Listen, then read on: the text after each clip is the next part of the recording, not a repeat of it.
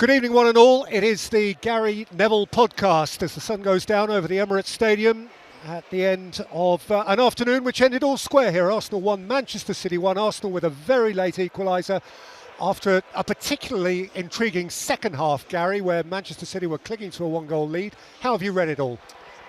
Yeah, not a game I was expecting. I mean, I was expecting it to be tough in the sense that both teams know each other, and I think Arsenal, we know how they play in respect of their defensive strength and don't give a lot of chances away. So I thought that it might be hard to create moments, but how it played out, obviously City getting the early goal, and then Pep Guardiola resorting to a way of playing that I've never seen before, but I really liked it. It wasn't a criticism when I was talking during the game. I really enjoyed the fact that he went to 5-4-1. He decided that he was just going to manage the game without the ball, which is great, and play on the counter-attack. With only one forward on the pitch in the end. He had 4 midfield players and 5 defenders, and they looked so comfortable. You know, Arsenal, the fans remained in the stadium, but there was just nothing happening at all. And then obviously that late moment, that late goal, which obviously has meant that the sort of spoils are shared. But yeah, an interesting day. Not necessarily a good day for either team in demonstrating that they've got the credentials to be better than Liverpool, but there's a long way to go. Should we be happy that Pep Guardiola surprised us again? You know, he has so many dimensions, and that's one that perhaps hadn't occurred to anyone, that he would play such a big chunk of such a big game like that. I think the reason he's done that today, and obviously we'll see his post-match interviews, will be that he is recognising that Arsenal, they're a one-trick pony. Set pieces just such a large percentage of their chances and goals that you end up in a situation where you just got to have big players in the box and a goalkeeper who comes and punches. And if you don't, you're going to get beat up on corners and set pieces and free kicks. So I think it was a response to that, and knowing what Mikel Arteta would do, that they would obviously press hard, they would get more corners, they would get more play, and he's got 9 giants on the pitch just to be able to head it, and they did it absolutely perfectly. They defended. It was almost at one point I was saying, every time a long throw-in came in and every time a corner came in, it was almost as if they were saying, more, we'll deal with that. There's no problems whatsoever. But it was unusual because, you know, I always remember going back to Pep Guardiola's first season in England, and it wasn't a successful season, if you remember. They didn't win the league in that first season. And he said that the reason that they would concede, I remember a couple of games that I watched, and let's say they were winning 2-1 and then they conceded late on. He said it wasn't because they didn't have the physicality, it was because they didn't keep the ball well enough. And then beyond that, for the last 6, 7, 8 years, we've just seen them dominate possession. Less so maybe in the last 12 to 18 months, 2 years. But when they were at that absolute best, you know, they'd be 1-0 up, but they'd have 70-80% of the ball, and the other team would be chasing shadows, and you'd be able to get nowhere near them. This is a completely different Manchester City. It's a complete turnaround. It's a 180. And to see him do that in the final parts of the game, the idea of adapting, there's a lot of questions asked of managers about do they adapt and are they agile enough if things change in games. Pep Guardiola never really changed his way of playing. It was almost as if to say everyone has to adapt to what I'm doing, and everybody copied him for years and years, playing out from the back and all of his say. But he's moved on beyond that now, and certainly a lot more physical, a lot more direct, less football than there used to be. I know he loves football, so he's going to maybe, because of the players he's got, but he's recruited those players. You know, he's recruited Nico Gonzalez and Kusanov and players like that, and players that, you know, are more physical, Reinders. They haven't got the technical ability of David Silva and Kevin De Bruyne and all those players we've seen in the last few years. So, yeah, don't get me wrong, there's still some really good players out there for City, but it's a different Manchester City, and I enjoy it. I mean, I thought that goal that Haaland scored was absolutely wonderful, because I referred to it actually in the game. There was a goal out here that Rooney and Ronaldo scored on a counter-attack. I think it was a Champions League semi-final, maybe 15 years ago, maybe 17 years ago actually. Was it that long ago? Yeah, it was 17 years ago, 18 years ago. It's scary. And I was injured that season. It was 2007-8, I think, or maybe 8-9. And honestly, it was like, wow, what have I just seen? And that was a moment out there. I just love counter-attack goals. I love Haaland. I think he's a brilliant centre-forward. I think he's stepped up enormously in this last couple of weeks in terms of his leadership and his general performance. at moments in sort of his last 3 years, 4 years, we've seen him not touch the ball and not look interested at times in the game, but he's really engaged. He's engaged in his own box, heading it away, and he's engaged in up the top, fighting with Gabriel and Saliba, giving him a real hard time. And yeah, I really enjoyed watching Manchester City in that last 20-25 minutes because it was unusual, and I never thought I'd see it whilst Pep Guardiola was here. And they should have seen it out. There was a real concentration and focus, and they've just had one little loose moment, and we'll cover that maybe. Yeah, well, and we'll come to Arsenal as well, of course, and yeah. the conversations you've had around them and some of the things you've said. But I wonder how fundamental to the way City played today was their new goalkeeper and his dealing with those corners. Yeah. I think he had one skewed punch, didn't he? Just one. But broadly speaking, he was the boss. Yeah, it's tough. I mean, he had a difficult one in the second half where he didn't just quite get enough on it, because there was people around him, players, his own defenders around him that swept it up for him. But he's dominant. I always think every goalkeeper's going to make a mistake, but make a mistake doing the right things. So if you come out and punch and you don't quite get it right and the goal goes in, I've got no problem with that because you came out and punched and you were brave and you tried to do the right thing. I've got a problem when goalkeepers hide on their line and they're like this. You see the sort of neck sort of disappear into their shoulders, and you see them, their arms sort of shrink, and you think to yourself, hang on a minute, stand up, jump, punch, and you'll be 6'4", 6'5", 6'8", whatever it is when you jump and you punch. But some goalkeepers don't fancy it, and you can tell they don't fancy it. And they don't fancy it in their facial expressions, their body language. But you look at Donnarumma, and he's an animal. He's like that, he's just big. And when he comes for it, it makes oncoming attackers think about it as well, because you're going to get a right bash in the head if he comes and hits you. So for me, I just think he's a fantastic goalkeeper. He's the type of goalkeeper I've always enjoyed. I like Alisson at Liverpool. I like Donnarumma. I mean, I like Raya. But I wouldn't pick Raya over Donnarumma or Alisson just because I love a massive goalkeeper, a Schmeichel, a Van der Sar. It makes a massive difference when your goalkeeper's towering above everybody else, but also that they're very good at what they do. And he's very good at what he does. He makes saves, he's dominating in his box, he's positive in his actions, and yeah, he will make some mistakes along the way, and that's fine, but I think that he does the right things, and he had a big impact in this first week at City. And you were quite animated when the equaliser did go in about, well, you explained to me something City did that they hadn't been doing for the previous 45 minutes. Look, I've been watching Jurgen Klopp's Liverpool and Pep Guardiola's Manchester City, and they absolutely astonish me how high they play in their lines over this last 7 or 8 years. And even when there's time on the ball in midfield, there was a golden rule going back to Tony Adams at Arsenal and Steve Bruce and Gary Pallister and even Rio Ferdinand and Nemanja Vidic, these great back fours and back fives. If there's a player got time on the ball in midfield and gets his head up, defenders have to drop. That's just been completely turned on its head by what we've seen with these back fours at Liverpool and City over this last few years, and even this Arsenal one now, where they just push up the pitch. But City in the second half was so deep, they would what I would call, it's now called a low block, but Sir Alex Ferguson used to say to us quite a lot, don't be afraid to play 5-10 yards outside your own box, and then it leaves your goalkeeper that 10 yards, any ball over the top, it's going to run through to the goalkeeper. Arsenal had been there at that 5 yards outside their own box. You see where the sort of little arc is. What's it called? I don't even know what it's called anymore. The D. The D. The D outside the 18-yard box. Yeah, that's where we'd say, just there. In a line there. Anything over the top is going to go out for a corner or through to your goalkeeper. And City were there for the whole of that second half, it felt like, or the majority of it. And then with literally 92, 93 minutes on the clock, Eze gets the ball in his own half, and you just think, just drop. It's a great run from Martinelli. It's the best run in football from a wide player. The very best run in football. Mane and Salah perfected it for years. The great wide players, Ian Robin, all the ones I played against. That little run inside the fullback and inside the centre-back, so that in-between run is a brilliant run. It's very difficult to know when to pass over from a fullback to a centre-back, whether to hold your line, whether to go back. And he made it brilliantly. But I just don't know why a Stones or a Diaz in the middle, when Eze's get on the ball and get on the half turn, drop. All of us just drop together 5-6 yards, and they literally just head that clear. Or if it goes further over their heads, it goes through to the goalkeeper. So it's a real big mistake. And then the other thing that Ake didn't do was block the run. When someone's supposed to make that run, they're blocking. Make sure you sort of disrupt his movement and his stride. So it was a look, I've been there and I've made those mistakes. So I'm sat here, but I'm sat here from a point of frustration as if I had made that mistake and I was the left back and the left centre back. They'll be absolutely kicking themselves tonight.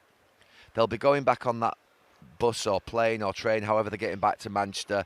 And, I wouldn't be able to sleep tonight thinking about the fact that we were so close in winning. They're bloody hard to win these big matches. And they were so good in the second half defensively, City. But those two lads will just think, oh, no. And it'll just make their stomachs sink.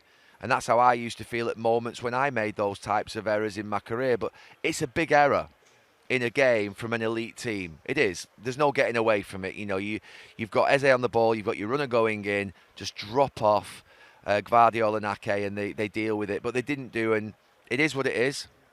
It can happen with good play. Eze's great pass, Martinelli's run, the timing. The finish was fantastic as well, so well done to them. But City will definitely be deflated in that dressing room, and Pep Guardiola will be proud of how his players played. You see the City fans at the end clapping the players because they recognise they really dug in and played in a different way than they usually do.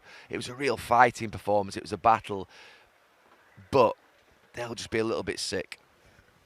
From Arsenal's perspective, in the context of the conversation around them at the moment and their readiness or otherwise to perhaps go for it, I might say to you, listen, at half-time, he did throw on Eze, he did throw on Saka. In the end, he threw on Martinelli. He did go for it, and what's more, they got their equaliser. What's your problem? My problem is that we're starting a criticism of Arsenal from a very high bar. We're talking about the last step, going from second to first, and it's a huge step. So we're not talking about this being a really bad team, a bad Arsenal team, a bad Arsenal coach. We're talking about a really good coach who's done a fantastic job with a great group of players who've put on a great show here now for 4 or 5 years and been second in the league 3 times on the run. It's a great achievement. Let's be clear. I'm not patronising them in any way, shape or form, but you've got to win a title or else you will not be remembered. That's it, number one. So when I come here today, the narrative for me is, are City the real thing, or are they what we really think of them, that they're not quite ready? This genius manager has just sort of not run out of ideas, but this is just not happening. They're just a bit short. That was my narrative with City. My narrative with Arsenal was thinking, is he going to take the risk? Is he going to send his players the message that I am going for it, that I believe in you? And the team sheet comes through, and I see that Trossard, who's a very good player, and Mourinho are on it. I thought the same at Anfield. And I can't help thinking, and I said this probably now for a couple of weeks, I'm not going to look at what a manager says, I'm going to look at what he does. His actions. And his actions at half-time were of a manager who I think got it wrong. Because if you're making 2 substitutions at half-time, it's not gone to plan. And you know that the players that you started with are not going to be able to win you the game in all circumstances, which is when they go a goal down. So you've given away 45 minutes in a big match. And I think that, and again, I'm talking from my experiences as a player, not from a manager. Mikel Arteta is head and shoulders above me, but I played in a dressing room who knew how to take risks under a manager who knew how to take risks. And quite simply, the job of a football manager at the absolute top level at Arsenal, Liverpool, Manchester United, Manchester City is get the most talented players out on the pitch without compromise to defence. So that means your best players have to be able to defend. It's not the other way around. Get your most sort of what will be safest players out on the pitch and try and pinch a game. That's not what you do at a top club. Winning a league is going to need that edge and that spark and goals being scored. And you're going to need to create chances and chance after chance. And Arsenal are not creating enough chances in these types of games. They're scoring lots of goals from set pieces. 6 out of their 9 goals before this game have come from set pieces. One of them was a penalty. Now that's great that they're good at set pieces, but it's not good enough. They've got Saka, Martinelli, Gyökeres, Havertz, Eze, Trossard, Nwaneri, Madueke. How much talent, Ødegaard, how much talent is there? That is a collection of brilliant football players. Declan Rice, who should be able to create loads of chances. So what's holding them back? What's holding them back? What's stopping them becoming a thrill when they attack?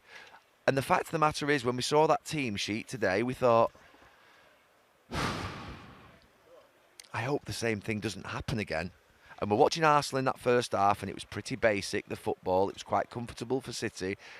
Because of Donnarumma and the other defenders that City had on the pitch, they weren't quite as dangerous from set pieces as they can be, because Pep Guardiola had got that one worked out. And you're left feeling, how many times is this going to happen?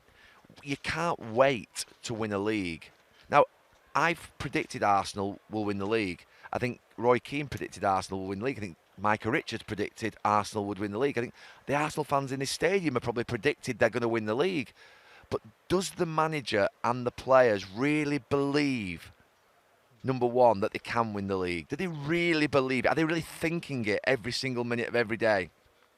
Because that's what it is, and what it takes and what it is. And then the second bit is, do they know how to win a league? Does the manager know how to win a league? Does he know how to get the players over the line throughout the season? Do the players know how many of those players have won a league title? Do they know how to get over the line?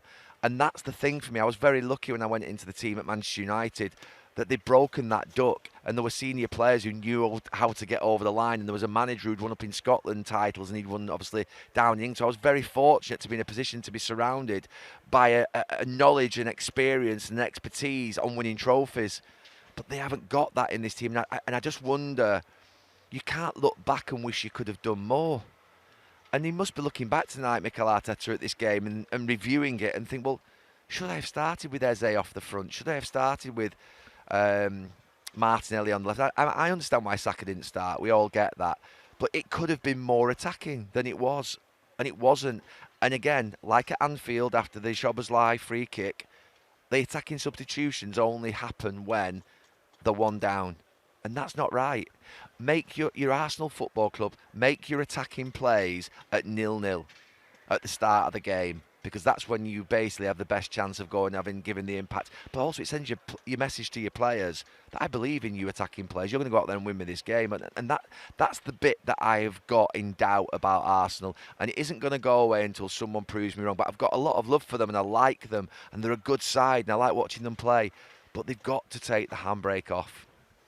Do you buy at all the notion, just looking at the team sheet, as you've just referred to, that substitutes aren't substitutes, they're finishers, and that it's a perfectly valid way of going about things to deploy your best attackers later in the game? Well, let's look at the best game that I ever played in my life, the Champions League final. We started with finishers, and we ended with more finishers. We started the game with Giggs and Blomqvist and Beckham and York and Cole, and then we put on Solskjaer and Sheringham. So it's not a case of either or. You start the game with great players. So you could have started today with Eze off the front. It's a phenomenal subs list, isn't it? What a bench. Yeah, you could have started today with Eze off the front, and you could have started with Martinelli on the left, and that would have probably been the most attacking that you would have expected Arsenal to go. So Madueke on the right, Gyökeres, Martinelli and Eze. A front four, Declan Rice in behind with Zubimendi, and you'd have thought, right, okay, that could really cause City some problems. Not Nunes, Kusanov at right back, O'Reilly at left back, Gvardiol and Diaz. They could really get some issues with that four. But he doesn't. He starts with Mourinho and Trossard, who, Trossard's just more predictable. He's a good player, really solid player. And then you've got obviously Mourinho, who's more of a sort of what I would call he's more of a he's technically okay, and he runs forward. And he can be a bit of a threat on crosses, but he's not somebody who's neat and creative and sort of going to invent in that role. So you start with that four I've said, and then what you might do is you might think, okay, it's not working for us. So what I'm going to do, I'm going to put Mourinho on, and I'm going to get him running really high into the box alongside Gyökeres, and I'm going to play, I'm going to take Zubimendi off, and I'm going to play Rice holding in midfield. I'm going to put someone deeper, Eze a bit deeper with him. You can always go more attacking, if you know what I mean. And I'm not talking about being reckless here and throwing the kitchen sink at it and going gung-ho. I'm talking about just trusting in your players, your best players, to defend for you as well. I mean, you've got an unbelievable back four. You've got Calafiori, Timber. You've got four centre-backs already. You've already got four centre-backs, a great goalkeeper, and you've got Zubimendi and Rice. So you've got 7 on the pitch already that are going to basically defend for you. So you don't need the other 4. Of course, the other 4 need to defend in the big game, but the other 4 need to win you the game. So you can afford to have 5 players that are really attacking. I mean, City had on that pitch today Doku, Reinders, Haaland, Bernardo Silva and Foden.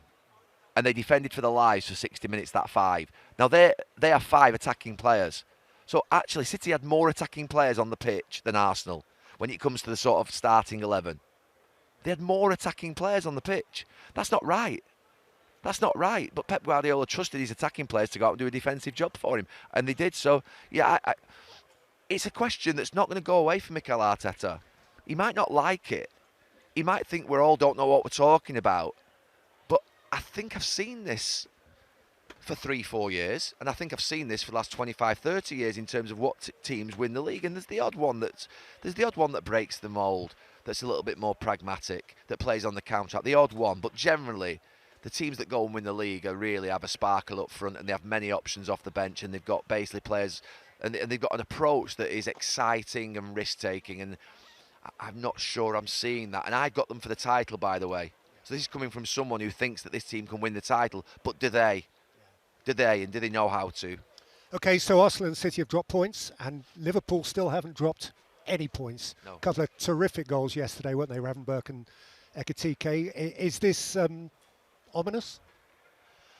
Ominous in the fact that I think at times they're hanging on by the skin of their teeth. Not necessarily yesterday, but that they've scored goals late on. And ominous at the fact that I don't think they're at their best. Ominous at the fact that I don't think they've even settled on their best team yet, and they've not got the best team out on the pitch. And the new players, Wirtz, Isak, you've got 250 million quid's worth, £250 million worth of players there that haven't even got to a point whereby they're either playing together or at the best or anything like in their rhythm and the talent and potential that we know they can produce. So for me, they've got a belief about them.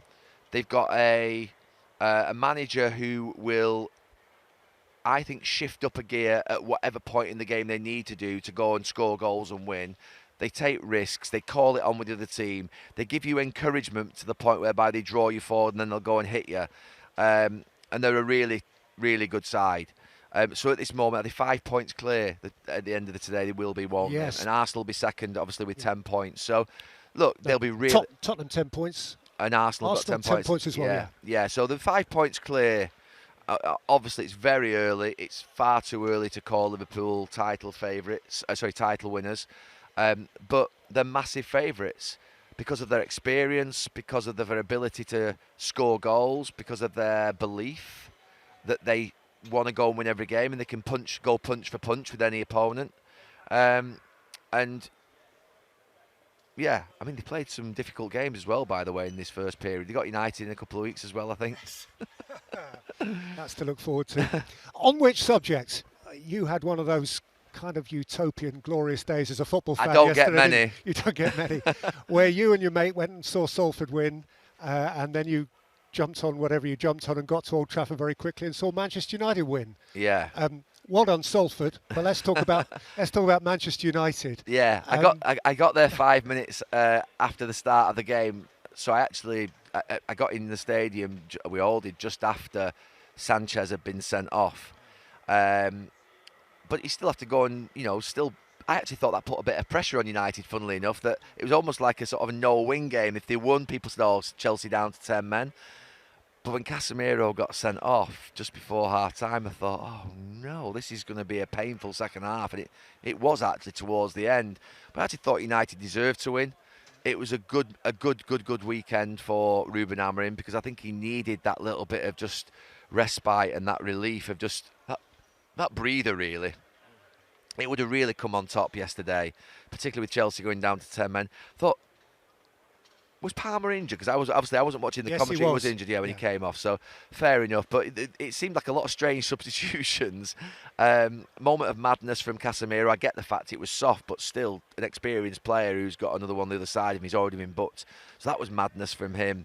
Didn't help Ruben Amorim just manage the second half and have a comfortable sort of 45 minutes.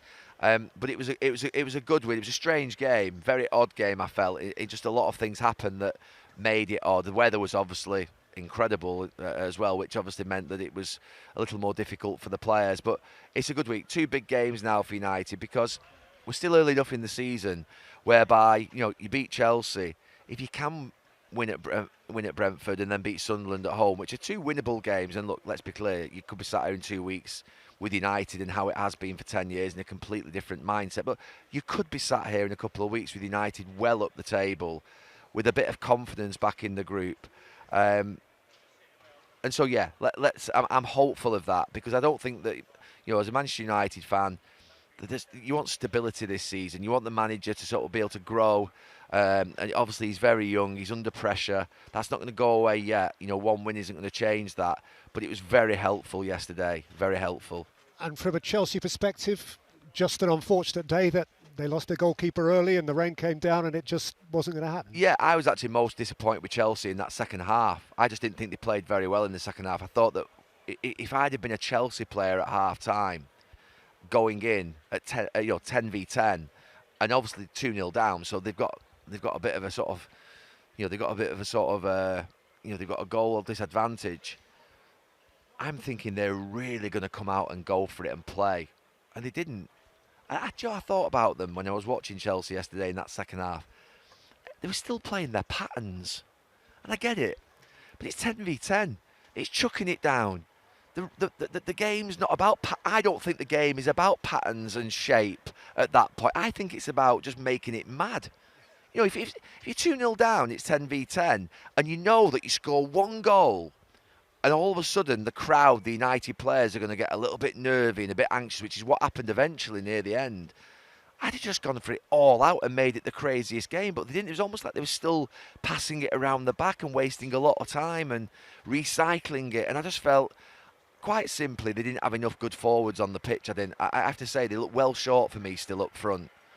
For all the money they've spent, and I know they've got good players. They've got Delap and João Pedro, who's a good player, but they're still not at that level where you think that they're nothing like Haaland or Isak or even Ekitike for that matter. So, yeah, I was disappointed in Chelsea, I felt, in the second half more than the first. When the keeper gets sent off, it is what it is. But in the second half, when you're playing against 10, I thought they should have done a lot better. Although, as you said, just briefly, they did have the disadvantage, whether or not it's an error in your view, that they whipped off their 3 creative players in next to no time. And it was hard for João Pedro then, wasn't it? It was. No, I'm not blaming it on João Pedro, but I just felt you're right. The substitutions were made probably just to stay in the game, and sort of, a certain plan was adopted, and it ended up obviously not being the right plan. But they weren't to know that Casemiro was going to get sent off. But still, I just feel that they should have done better. I still, Chelsea fans in that second half, I was watching them, and then they go back home to London. They'll be thinking, bloody hell, we could have made it awkward a lot earlier for United. We could have done a lot more. And I'm not saying it was comfortable for United, but it was more comfortable than it should have been. Okay. Any other business, Gary, or are you done? Oh, I'm done. You're done. I'm completely... We got Newcastle and Arsenal next weekend. Sunday, yeah. Next Sunday, haven't we? So that'll be interesting, because, it's a big one for Arsenal again. It's a difficult game, and you can't go... if you lose that, you're 8 points behind Liverpool. And so, no, there's a bit of pressure on Arsenal. And I think, look, he won't get massive criticism off the back of this game, Mikel Arteta, because they're playing against Manchester City. But there's still those questions that will be asked. And forget us asking them. These fans that were behind our ears... shouting, play forward, get him on. They're asking the same questions as us. We're all in the same boat here, and I think they made their voices sort of loud enough in our ear. I could hear quite a few shouts of exactly the same things we were thinking. Lovely stuff. Thanks, Peter. Thanks, Thank Gary. you. Thank you.